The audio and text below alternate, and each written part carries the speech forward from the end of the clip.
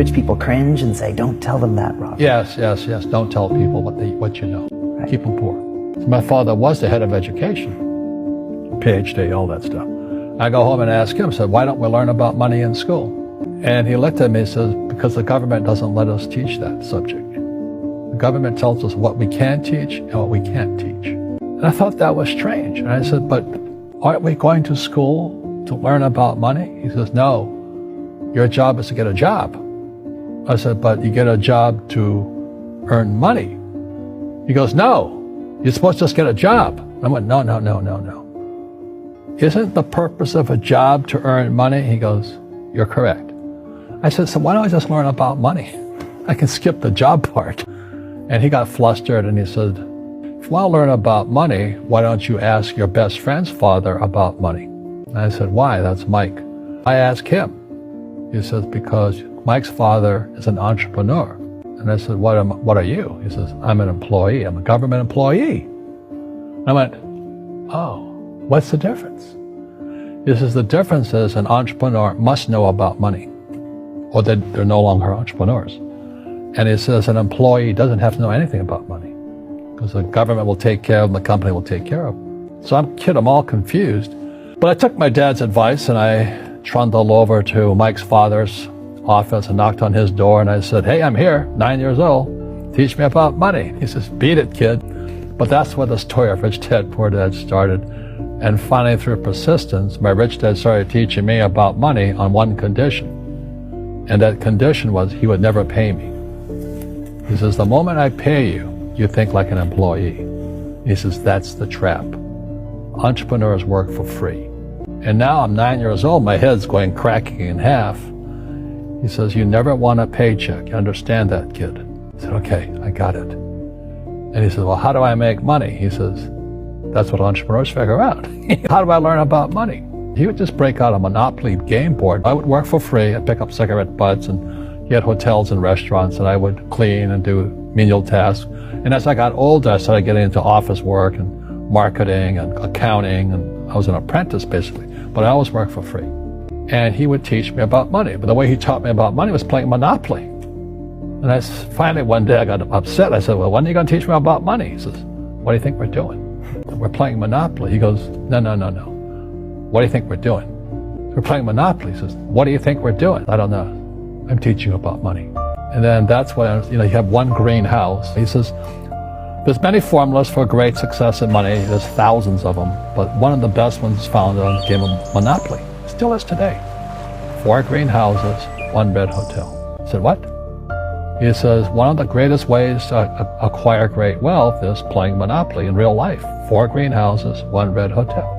Is that all there is? He goes, that's it. And he says, what do you think I'm doing? And I went, I don't know. Then he took me out and he showed me his greenhouses. And 10 years later, when I was 19, I was now in school in New York, and I come back to Hawaii, and Rich Dad had bought the biggest piece of land smack dab in the middle of Waikiki Beach. And when you go to Waikiki Beach today, you'll see the Hyatt Regency Hotel. That was his hotel. Just like the game of Monopoly. Just like the game of Monopoly. Acquired assets and they became bigger assets. He just kept what's called an assemblage, because that property wasn't that big at the time. So he had to buy out all the small guys. Because Waikiki was a little dirt water little town. So he'd buy out this shop owner and buy that shop owner.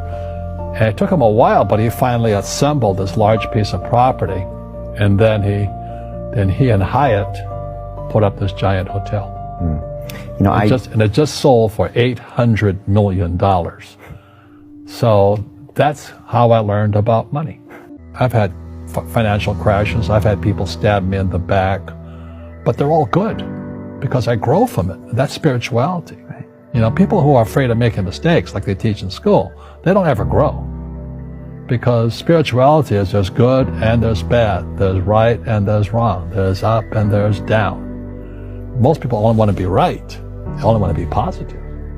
Well, you can't have that. That's not reality. Well, I wasn't poor by most people's standards, but I came from a family with a poor attitude, if you know what I mean. Because rich, poor, middle class, poverty starts with a fundamental attitude. Poverty is passed on. It's taught in your families. And middle class is taught in families. And so the people right now who are sitting at home, who are struggling financially or worried about money or unhappy, they may be making a lot of money, but unhappy with what they're doing, it was probably taught to you. You know, your superego was taught, get a job, work hard, or you'll never be rich, or the rich are evil, or whatever. The school system will never teach you about money. The school system was designed to teach you to be an employee, which is important, or a doctor or a lawyer, a specialist, but never about money. And what most people lack is real business knowledge, like accounting, like debt, like taxes. You got to know that stuff, but they don't teach it in school to anybody. So, and then when people ask me, how did your rich dad learn this when your poor dad, a PhD, didn't? And the answer is very simply, my rich dad was my best friend's father. His father died when he was 13. So his rich dad had this family business at 13 to run. So he had to drop out of school, which was his blessing. There's blessings, and sometimes the blessing doesn't look like a blessing, but it turned out to be a blessing. And then his teachers became his bookkeeper, his accountant, his attorney, his banker, his real estate agents. So he has what I call real teachers, not these fake teachers in school. You see, most teachers in school, they're out of ethics. They teach subjects they themselves don't practice. I asked the teacher, I said, I'm in my third year of calculus now. It was called strength of materials. I said, am I ever going to use this stuff? He goes, no. I said, why do you teach it? He says, because I get paid. I said, do you ever use it? He goes, no. And that's why, you have to, in life, one of the things I suggest to people, you got to find a real teacher versus a fake teacher.